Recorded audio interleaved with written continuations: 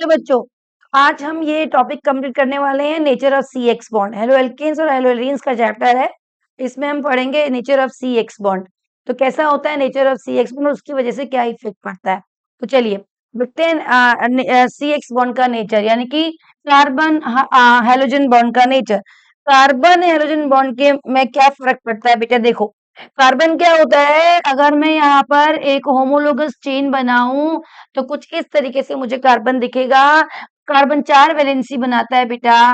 Carbon के पास H H होंगे, इस तरीके से कुछ एच एच एच एच लगे होंगे चारों तरफ से। और जब कार्बन के और हाइड्रोजन की इलेक्ट्रोनेगेटिविटी पर ज्यादा डिफरेंस नहीं होता है, इसलिए वो एक जो शेयर्ड पेयर ऑफ इलेक्ट्रॉन होता है वो बिल्कुल बिल्कुल बॉन्ड के बीच में होता है। यानी कि अगर मैं आपको समझाने की कोशिश करूं तो कार्बन कार्बन की अगर मैं बात करूं और कार्बन हाइड्रोजन बॉन्ड की मैं बात करूं, क्योंकि आपको मालूम है ये कोवेलेंट बॉन्ड है और ये शेयरिंग से बना हुआ है बच्चों।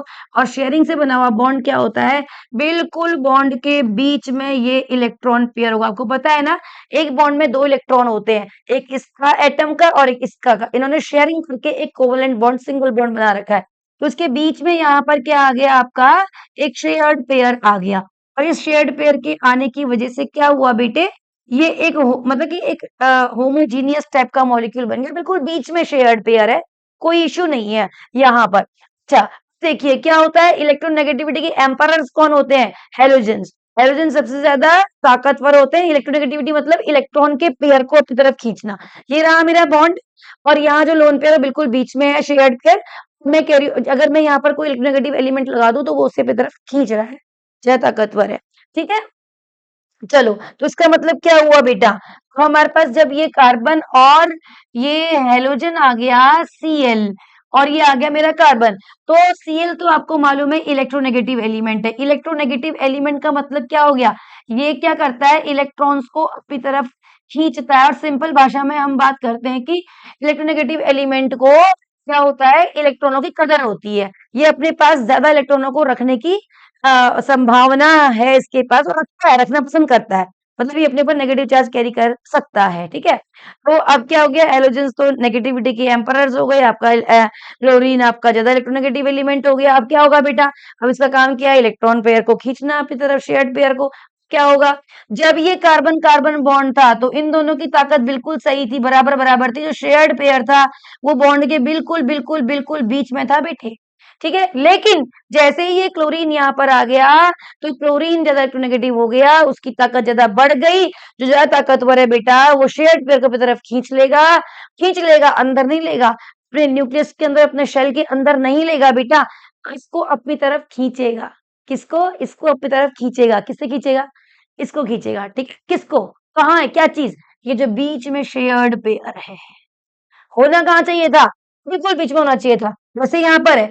यहाँ बीच में क्यों है, क्योंकि ये भी कार्बन है और ये भी कार्बन है, दोनों की नेगेटिविटी सेम है। लेकिन यहाँ पर क्या है बेटा, ये कार्बन है और ये Cl है, इलेक्ट्रोनेगेटिविटी डिफरेंट है। तो ये इसको इस तरह, अगर आप डेटा के अंदर जाए तो कार्बन की इलेक्ट्रोनेगेटिविटी 2.5 होती है, और जो क्लोरीन की होती है वो 3.3 होती है, आई थिंक 3 होती है। ठीक है, तो ये इस तरफ लेके जाएगा, और जो शेयर्ड पेयर है वो इसकी तरफ आ जाएगा, इसकी तरफ आ जाएगा, अंदर नहीं जाएगा।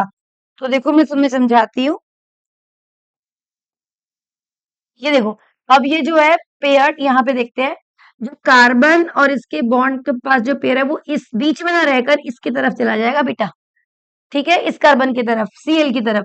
तो इसकी वजह से क्या होता है, क्योंकि कंप्लीट ट्रांसफर नहीं हुआ है इलेक्ट्रॉन पेयर का। अगर कंप्लीट ट्रांसफर होता है तो इसके ऊपर पूरा कंप्लीट पॉजिटिव चार्ज आता, प्लस चार्ज आता, क्योंकि पूरा का पूरा इलेक्ट्रॉन शिफ्ट हो गया।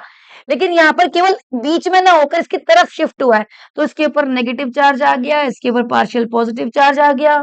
ठीक है, अगर इसके बगल में एक और कार्बन होता है तो कोई भी एटम अपने ऊपर प्लस या माइनस चार्ज कैरी करना नहीं चाहता और आराम से बैठा हुआ था, बिल्कुल न्यूट्रल था, तो ये कार्बन क्यों चाहेगा कि इसके ऊपर पॉजिटिव रहे। ये बगल वाले को बोलेगा तू क्यों आराम से बैठा रहे, मैं भी अपना क्योंकि केमिस्ट्री में क्या चलता है बेटा, something is better than nothing, थोड़ा बहुत कंपेंसेशन मिल रहा है चलता है, हमको क्या है, हमको ऐसे नहीं कि या पार नहीं करते, हम लोग क्या करते हैं केमिस्ट्री वाले, कंप्रोमाइज कर लेते हैं, हमको लगता है चल ठीक है थोड़ा बहुत भी है तो ठीक है, नो इश्यू।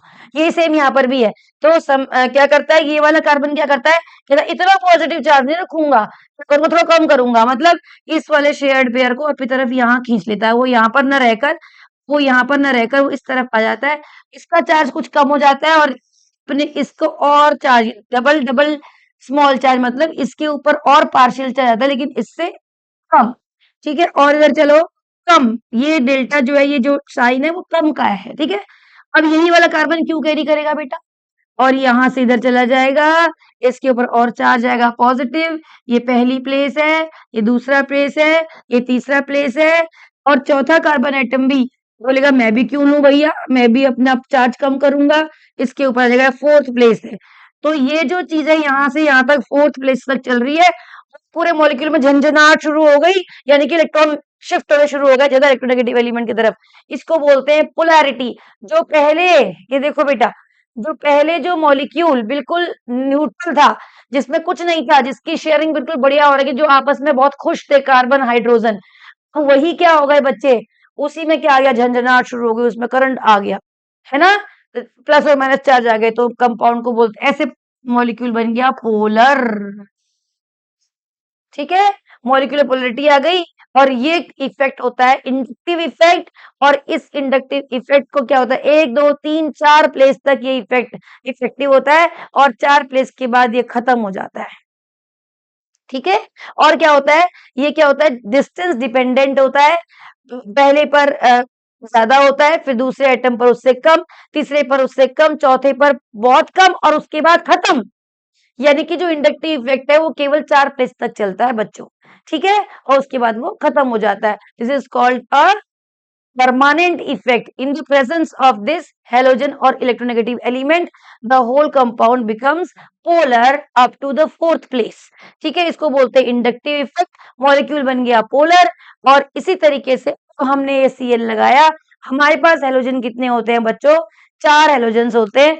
फालतू में क्लास में बोर करने आई आंटी नहीं, आंटी एस्टेटाइन क्या होता है, रेडियो एक्टिव होती है। चलिए बताते हैं, हमारे पास जो हेलोजेंस होते हैं वो 4 होते हैं, फालतू में क्लास में बोर करने आई आंटी। एटी जो है वो एस्टेटाइन है, और ये कभी कभी आती है, मतलब ये रेडियो एक्टिव एलिमेंट है, इसलिए हम हेलोजन को हम 4 ही हेलोजन को हम काउंट करते हैं, ठीक है। हेलोजेंस में तो हमारे पास क्या है, केवल 4 ही हेलोजेंस हैं। वो कौन कौन से हैं, ये हैं, ऊपर से नीचे जाने पर साइज बढ़ता है, फ्लोरीन नन्हा सा है, क्लोरीन थोड़ा बड़ा है, ब्रोमीन थोड़ा बड़ा है, और ये और बड़ा है, ये बुड्ढे अंकल बहुत बड़े हैं, बहुत धीरे धीरे चलते हैं, है ना। और क्या होता है, फ्लोरीन बहुत छोटा होता है, इसके छोटे साइज होने की वजह से इसकी एक अलग से केमिस्ट्री बन जाती है। और ये क्या होता है, फ्लोरीन बड़ा खतरनाक होता है, वोलेंट रिएक्शंस देता है, ठीक है। क्लोरीन और ब्रोमीन का साइज कुछ इस तरीके से होता है।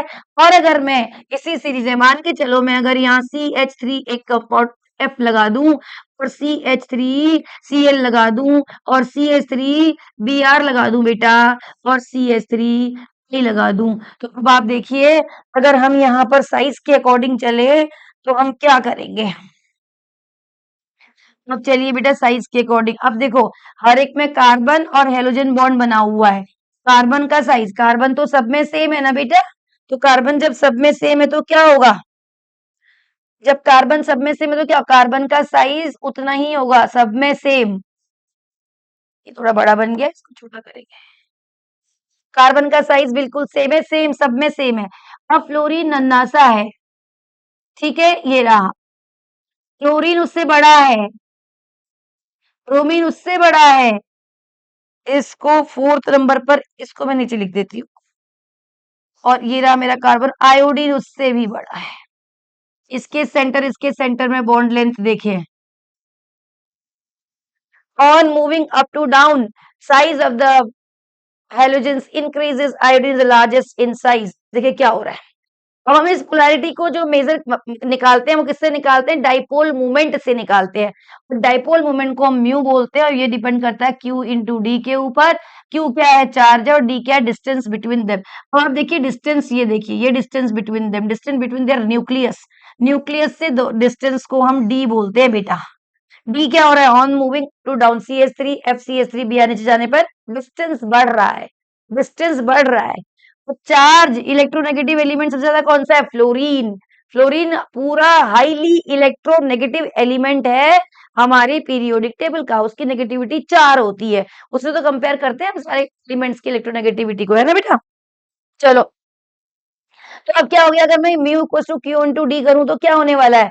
Mu equals to Q into D. तो अब क्या होगा? इसकी वजह से क्या हो जाएगा? यहाँ पर जो पोलैरिटी है क्या हो जाएगा बेटा? सबसे ज्यादा किसकी होनी चाहिए? इसकी होनी चाहिए, क्योंकि चार सबसे ज्यादा है ना? बच्चे बोलते हैं कि मैडम सबसे ज्यादा सी एच थ्री एफ की होनी चाहिए पोलैरिटी, फिर C H three C L का होना चाहिए, फिर C H three B R, और फिर सी एच थ्री आई, क्योंकि इसका बॉन्ड लेंथ बहुत ज्यादा है।